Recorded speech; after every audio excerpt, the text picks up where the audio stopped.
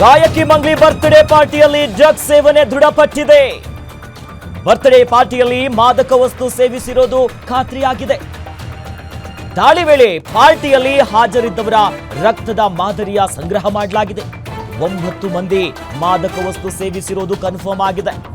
ತೆಲಂಗಾಣದ ಚಿವಿಲ್ಲಾ ತ್ರಿಪುರ ರೆಸಾರ್ಟ್ನಲ್ಲಿ ಡ್ರಗ್ಸ್ ಪತ್ತೆಯಾಗಿರೋದು. ನಿನ್ನೆ ತಡರಾತ್ರಿ ದಾಳಿ ನಡೆಸಿ ಡ್ರಗ್ಸ್ ಸೀಸ್ ಮಾಡಿದ್ದಾರೆ ಪೊಲೀಸರು.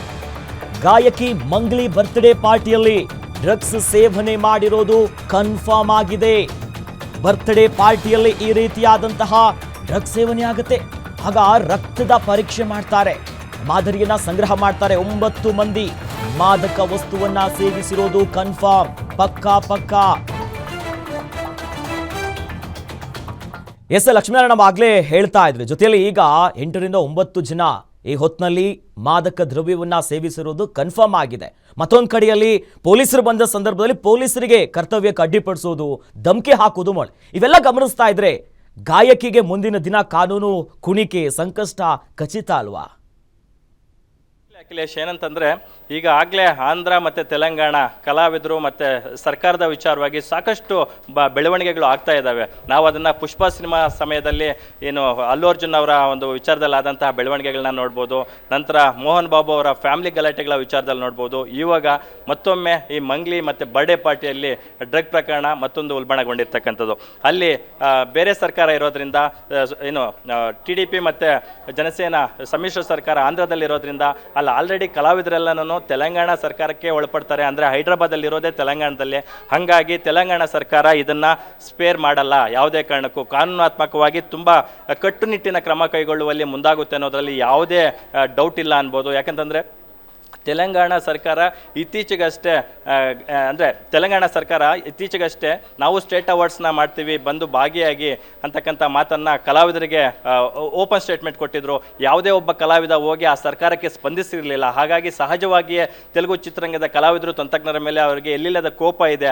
ಆ ನಿಟ್ಟಿನಲ್ಲಿ ಇದನ್ನು ತುಂಬ ಗಂಭೀರವಾಗಿ ಪರಿಗಣಿಸುತ್ತೆ ತೆಲಂಗಾಣ ಸರ್ಕಾರ ಅಂತ ಹೇಳ್ಬೋದು.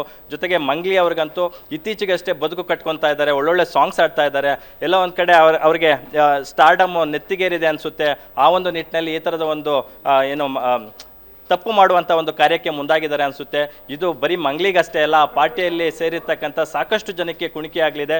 ಜೊತೆಗೆ ಈಗ ಪಾಸಿಟಿವ್ ಬಂದಿರತಕ್ಕಂಥ 8 ರಿಂದ 9 ಮಂದಿಯ ಜೊತೆಗೆ ಇನ್ನೂ ಯಾರಿಗೆಲ್ಲ ಪಾಸಿಟಿವ್ ಬರುತ್ತೆ ಅನ್ನೋದನ್ನ ಕಾದು ನೋಡಬೇಕಾಗುತ್ತೆ.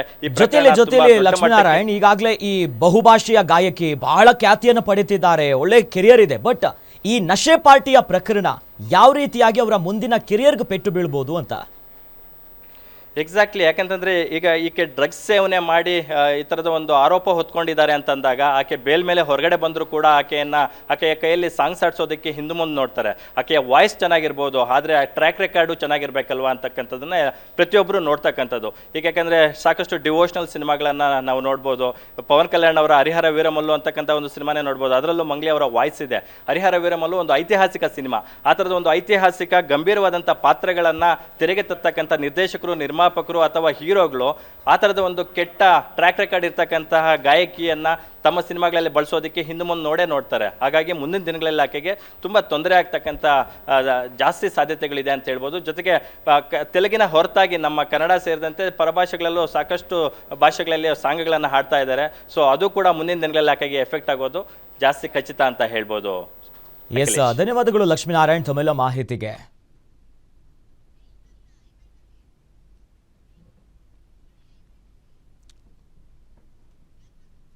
ಸೊ ಒಟ್ಟಿನಲ್ಲಿ ಈಗ ಗಾಯಕಿ ಮಂಗ್ಲಿ ಮುಂದಿನ ಕೆರಿಯರ್ಗೂ ಕೂಡ ದೊಡ್ಡ ಮಟ್ಟದ ಸಮಸ್ಯೆಗಳಾಗೋದು ಖಚಿತ ಕಾಣಿಸ್ತದೆ. ಯಾಕಂತಂದರೆ ಈಗಾಗಲೇ ಪೊಲೀಸರು ಅವರು ಸೇರಿ ಇತರರನ್ನ ವಶಕ್ಕೆ ಪಡ್ಕೊಂಡಿದ್ದಾರೆ. ಆ ಮೂಲಕವಾಗಿ ಈ ಮುಂದಿನ ದಿನದಲ್ಲಿ ಯಾವ ರೀತಿಯಾದಂಥ ಪ್ರಕರಣ ಆಯಾಮಗಳನ್ನು ಪಡ್ಕೊಳ್ಳುತ್ತೆ ಕಾದು ನೋಡಬೇಕು. ಒಟ್ಟಿನಲ್ಲಿ ಈಗ ಪಾರ್ಟಿಯಲ್ಲಿ ಮಾದಕ ವಸ್ತುಗಳ ಪತ್ತೆಯಾಗಿದೆ. ಜೊತೆಯಲ್ಲಿ 8 ರಿಂದ 9 ಜನ ಅದನ್ನು ಸೇವನೆ ಮಾಡಿರುವುದು ಕೂಡ ದೃಢಪಟ್ಟಿದೆ.